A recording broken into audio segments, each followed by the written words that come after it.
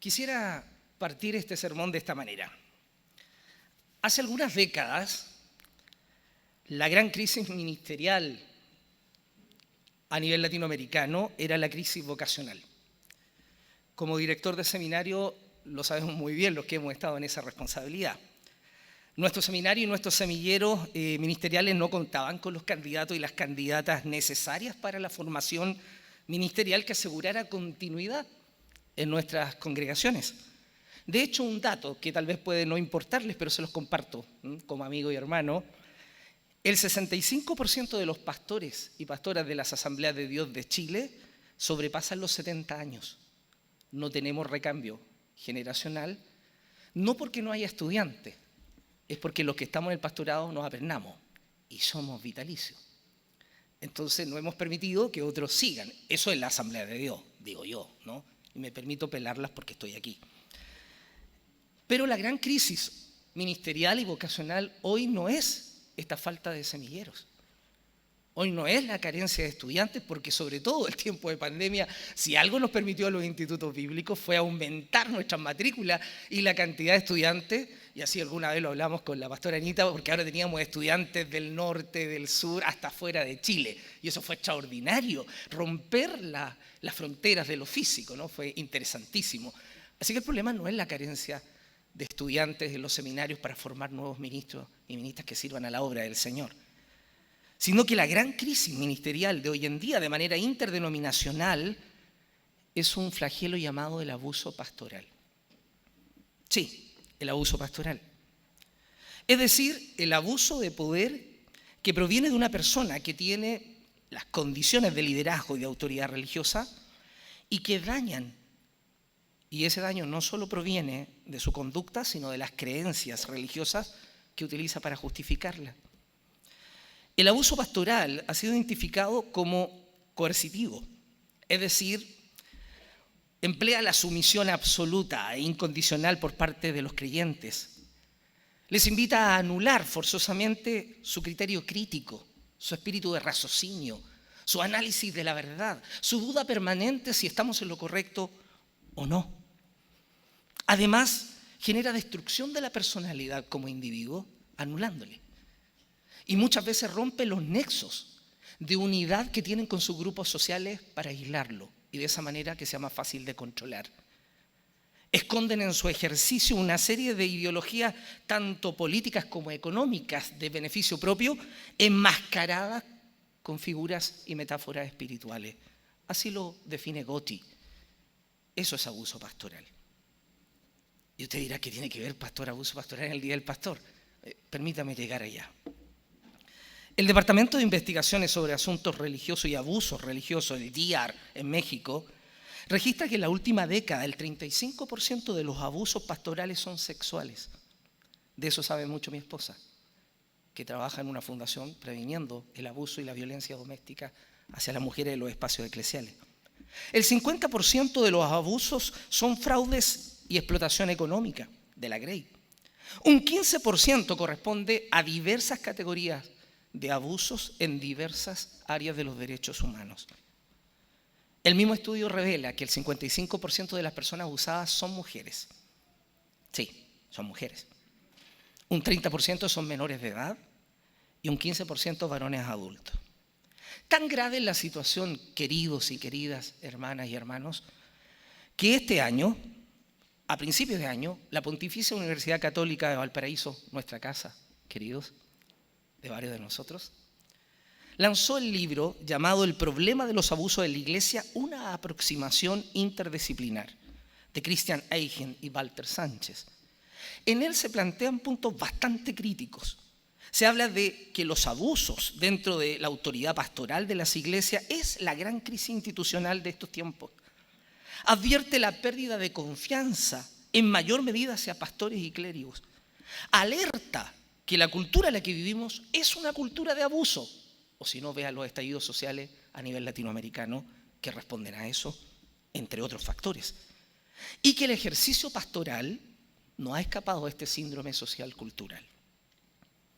La Fundación Paz y Esperanza Internacional plantea la dramática paradoja de que los creyentes, miembros de iglesias, de comunidades de fe, sufran abusos y violencia de parte de quienes se supone han abrazado la vocación de cuidarlos, protegerles, guiarles, ser facilitadores y facilitadoras de la fe y del amor fraterno.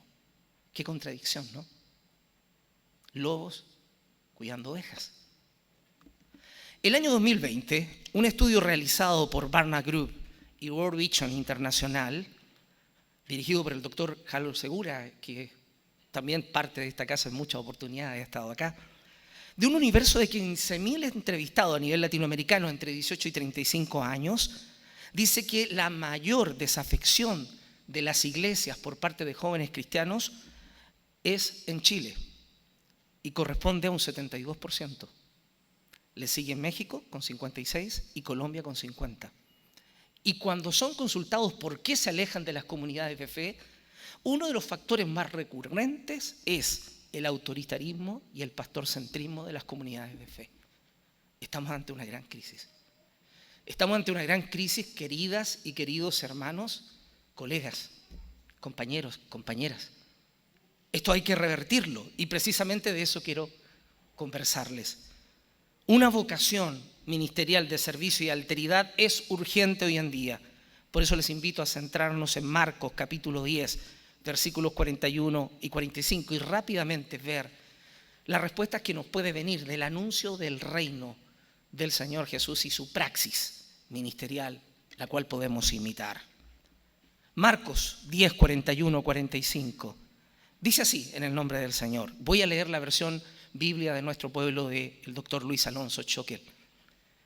Pero Jesús los llamó y les dijo: saben que entre los paganos los que son tenidos por gobernantes dominan a las naciones como si fueran sus dueños, y los poderosos imponen su autoridad. No será así entre ustedes. Más bien, quien entre ustedes quiera llegar a ser grande, que se haga servidor de los demás. Quien quiera ser el primero, que se haga sirviente de todos. Porque el Hijo del Hombre no vino a ser servido, sino a servir y dar su vida como rescate por muchos. Gracias, Señor, por tu palabra. Gran crisis, querido y querida. De seguro usted me dirá, tanto los que están aquí presentes como los hermanos que están en casa, pero esta realidad no es la de nuestra iglesia, no es la que nosotros vivimos. Iglesia de Providencia no vive este flagelo. Y yo les creo totalmente porque conozco a quienes les pastorean, he tenido tiempo de compartir con ellos y sé el amor y la vocación y la entrega que tienen por la labor que desarrollan en la iglesia. Espero que nuestra comunidad de fe piense de Claudio y de mí algo muy parecido, que de verdad hacemos honor a la vocación pastoral, al cuidado, al amor, a la entrega. Pero de verdad es un flagelo que nos afecta y que nos perjudica enormemente. Y es algo que debe preocuparnos sobre todo en la formación de nuevos ministros, de nuevos líderes y lideresas al servicio del reino y de la causa del Señor. Porque es preocupante, porque nos está dañando, porque ha proyectado una imagen de la iglesia que no es la que el Señor quiere de su iglesia. Tal vez una primera solución pudiese ser que abracemos una vocación ministerial sin pretensiones y abuso de autoridad y de poder. El texto que hemos leído se encuentra enmarcado en la tradición marcana. Sus paralelos en Lucas y en Mateo repiten varios de sus elementos, aunque debemos decir que la tradición matiana es culpa a Jacobo y a Juan de preguntar por lugares de interés y de poder y responsabiliza a su madre. Tal vez porque en la tradición de esa iglesia ya estos personajes eran muy importantes y se habían sacralizado de alguna manera o beatificado y no se les quiso perjudicar y se mandó a la mamá. Y en buen chileno diríamos fueron unos mamones. Ya vemos varios que somos bien mamones. Pero mandaron en este texto matiano, ¿no es cierto?, a la mamá a preguntar por lugares de exclusividad. El relato realizado por Marcos nos describe lo que pudo haber sido tal vez el primer gran conflicto entre los discípulos. Tal vez la primera gran incomodidad que les causó desgusto profundo entre ellos, una división. Y la causa fue la ambición de poder por parte de dos discípulos muy cercanos al Señor, Jacobo y Juan, los hijos de Zebedeo. Ellos solicitan al Señor tener preeminencia, algo así como ser visires o ministros de Estado.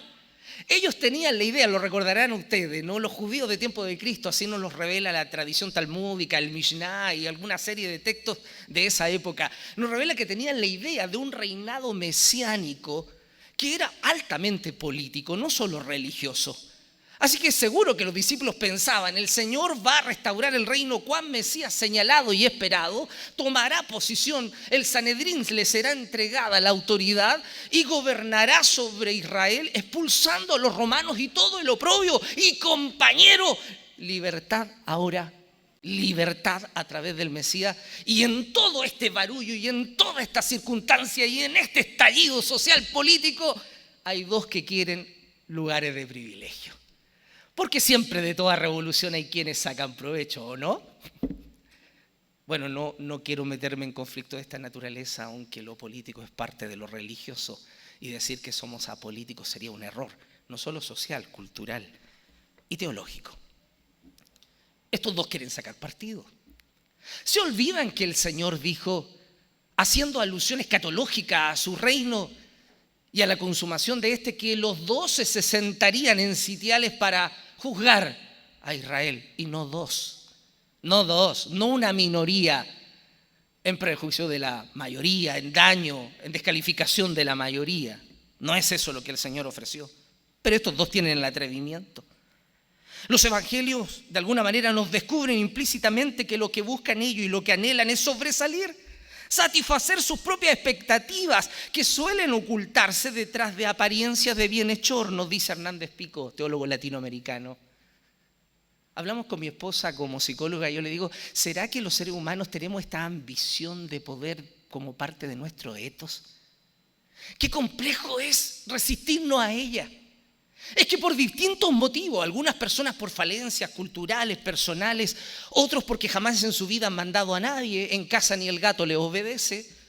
Entonces cuando tienen un cargo de liderazgo dentro de las comunidades de fe, parece que eso les convulsiona, les cambia los sentidos.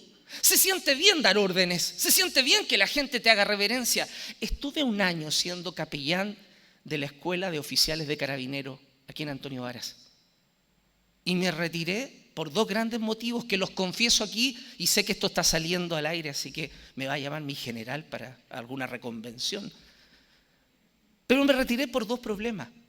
Porque no podía tolerar mi espíritu democrático, participativo, comunitario, consensual. Se veía tremendamente afectado en tener que todo el tiempo pararme en cada esquina de esa escuela para que me saludaran. Mi capellán, a sus órdenes, mi capellán. Buen día, mi capellán. Buenas tardes, mi capellán. Ya no lo toleraba. Este protocolo, que me imagino que es muy útil dentro de las instituciones castrenses, pero para mí me era tremendamente incómodo. Y la segunda razón, porque tengo hijas revolucionarias. Imagínense lo que significa ir a sacar de la comisaría de Providencia a mi hija menor, porque era la directora y presidenta de la ACES, y movió a las revoluciones pingüinas para tomarse la moneda para pedir reivindicaciones en la educación. Y yo llego a la comisaría con mi cuellito clerical, con mi insignia de capellán, a sacar a mi hija. Entonces cuando entro todos se me cuadran, hasta el comisario, mi capellán, ¿a qué viene por aquí? No es tiempo de reunión espiritual ni nada, que sepamos. Le dije, no, vengo a sacar a mi hija. ¿Su hija? Sí, mi hija. Sara Robles. Está detenida por manifestaciones políticas, sociales y estudiantiles. Así que me fue mejor dejar la institución, ¿no cree usted? Porque la dejaba o me dejaba la institución. Porque no le iba a pedir a mi hija que dejara de luchar por lo que consideraba justo. Y lo que le hemos enseñado desde la cuna, que el reino es para todos y con beneficio para todos, sobre todo para los que sufren y para los que la pasan mal, porque esas son las buenas nuevas. Un teólogo latinoamericano muy conocido por algunos de nosotros, Códovis Bofis, le dicen los brasileros, citando a Hubes, dice que el gran problema es que todos los seres humanos tenemos un perpetuo inquieto deseo de poder y más poder que solo cesa con la muerte. Y la única manera de anestesiarlo es con más poder y teniendo más poder. Y no hay otra manera, dice. El uso indebido del poder y el abuso del liderazgo es un peligro y tentación. Y los discípulos, como Juan y Jacobo, parecen no entenderlo. No es lo que el Señor ha enseñado, no es lo que Él les mostró. El anuncio en la praxis vida de Jesús enseñaban otra cosa.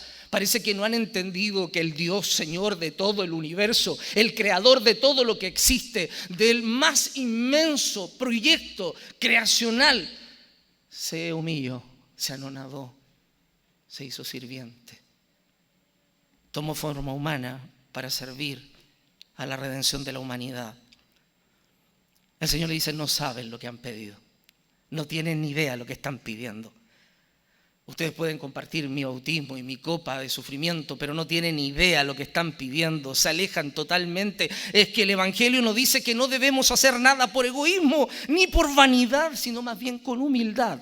Como dice Pablo a los Filipenses, como estimando a los demás superiores a nosotros mismos. O como nos dice Pedro, cada uno ponga al servicio de los demás el don que ha recibido, administrando fielmente la gracia de Dios en sus diversas formas.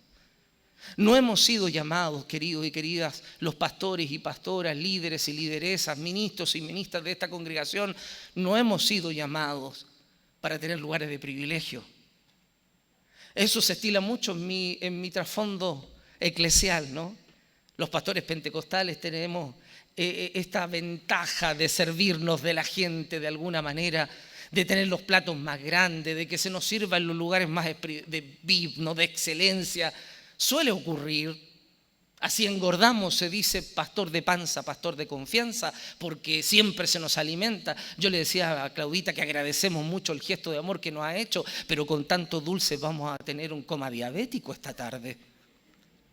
Y yo que quería adelgazar después de la pandemia, y eso es imposible. Qué complejo.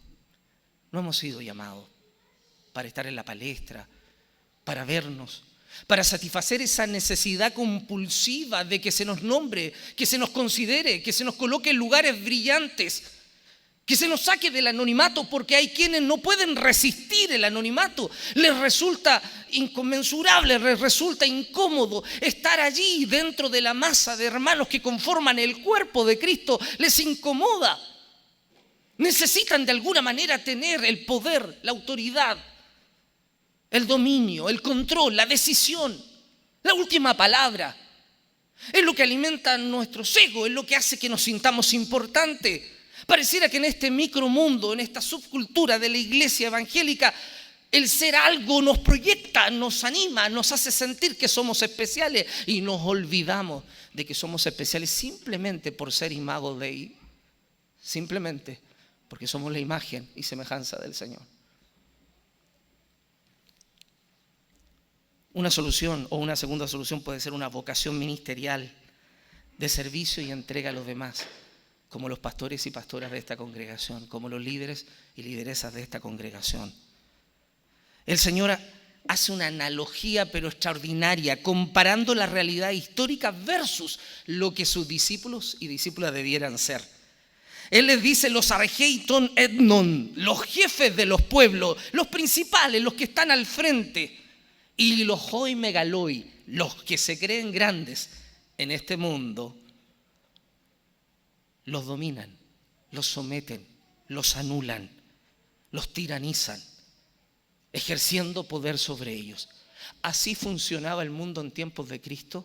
Recuerde que en tiempos de Cristo más del 77, casi el 80% de la población del imperio eran esclavos en diversos grados. Solo un 20% eran ciudadanos con todos los privilegios y derechos. Vaya qué realidad. Y en esa realidad el ser grande es importante, el ser poderoso es importante, el ser rico es importante, el tener lugar de privilegio es importante. Aún en la cultura religiosa y pseudo-teocrática del pueblo judío de tiempo de Cristo, ser maestro, que te llamaran Rebe, Rabí Gustavo, y que la gente te hiciera venia al pasar. Que te refirieran a ti como el de bendita sea su memoria, Baruch Atah Hashem. ¡Wow! Que te dispongan los primeros asientos, con todo respeto. Me dijeron que esto no se hacía hace 30 años acá por lo menos. Pido perdón. Mire que ustedes están acá, en nuestra iglesia pentecostal, los pastores nos sentamos acá adelante para que todo el mundo nos vea. En preeminencia. Eso gustaba a los rabinos, líderes, ancianos y maestros del pueblo de tiempo de Jesús. Y Jesús es el maestro del pueblo. Jesús es el que camina por calles polvorientas de la Alta Galilea. El que se junta con los despreciados, con los parias. Su asamblea, su iglesia, su sinagoga es el pueblo.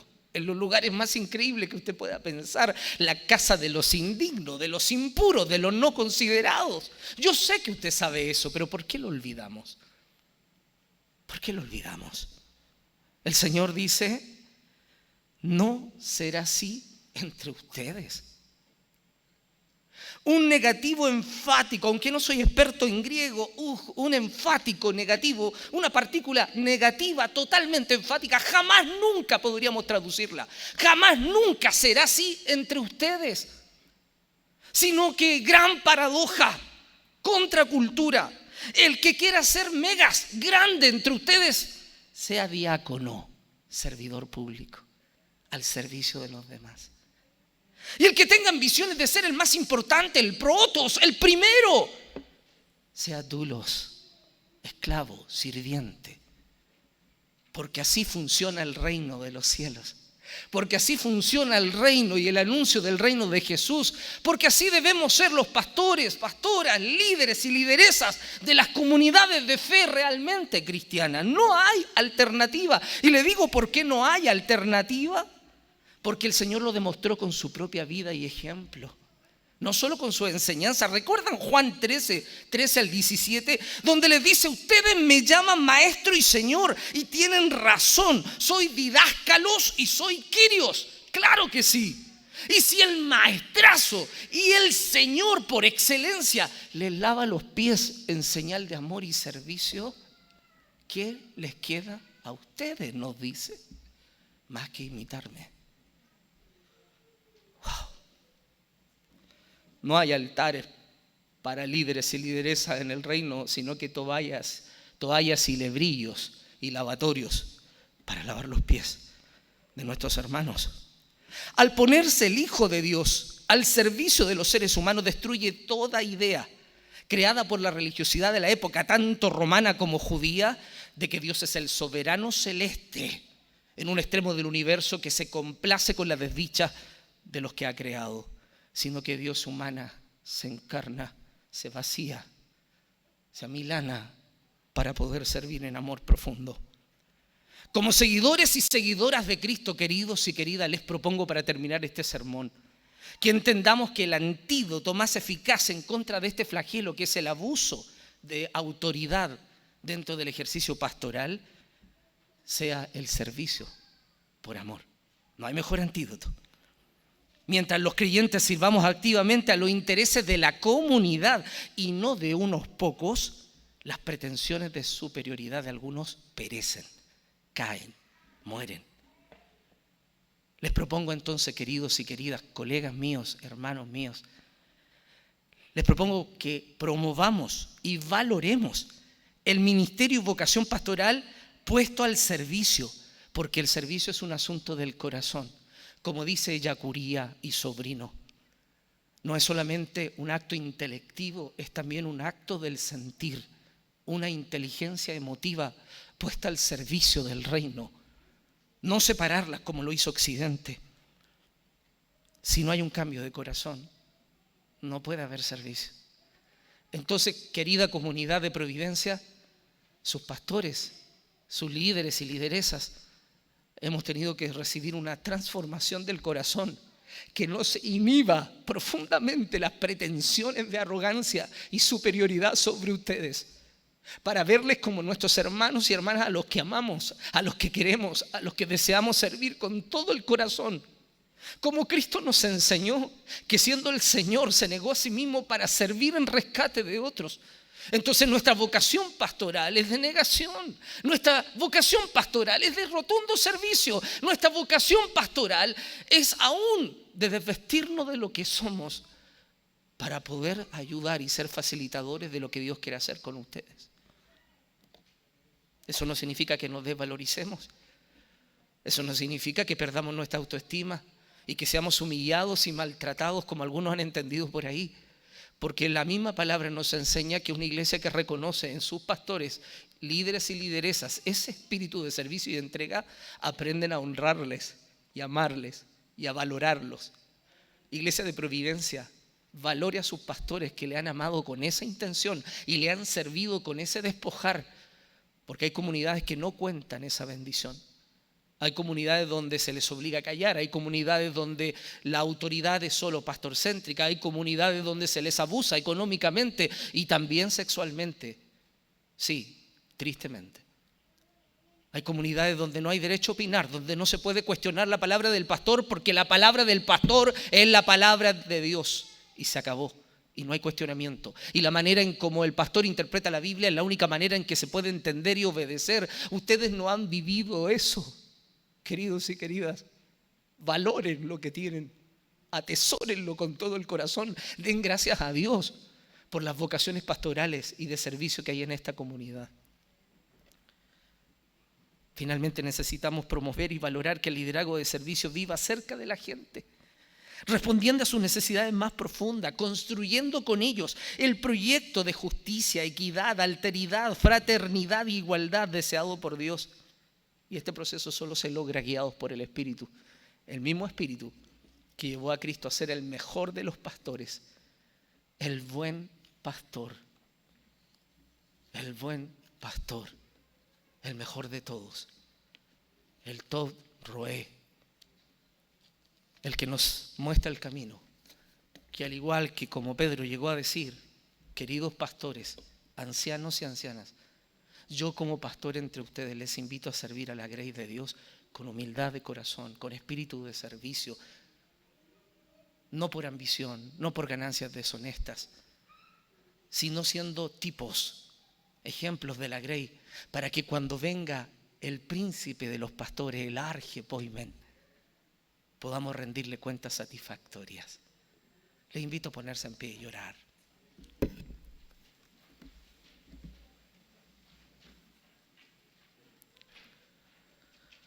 Amado Señor y Dios, gracias por las vocaciones de servicio, las vocaciones pastorales, de enseñanza, de maestría, de diaconía, de las artes, de las comunicaciones que hay en esta comunidad de fe.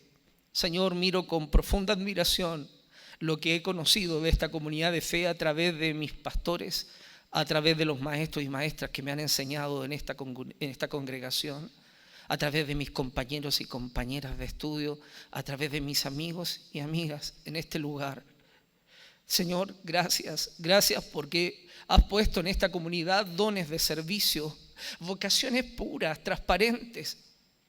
Señor, por lo que conozco de los pastores y pastoras de esta comunidad de fe, podrían tener lugares de privilegio donde quisieran, porque se han instruido, se han formado, son gente culta, son gente que ha logrado un nivel de comprensión que es distinto a lo que otros pastores tienen.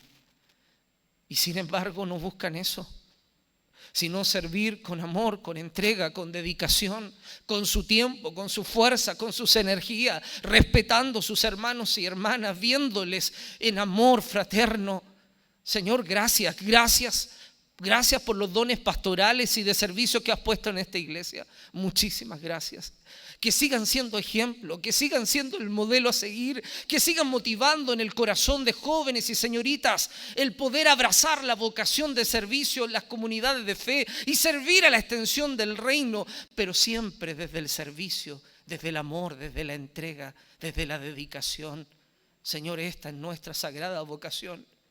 Esta es la vocación que abrazamos con todo nuestro ser. Muchas gracias, Señor. Gracias por permitirnos ser honrados como pastores cuando el único pastor maravilloso eres tú, porque nosotros somos tan falentes, tan errantes, cometemos tantos errores y fallamos tantas veces, pero tú eres nuestro modelo, tú eres, Señor, el tipo que queremos seguir. Gracias, Señor, muchísimas gracias. Amén y amén. Muchas gracias, queridos y queridas.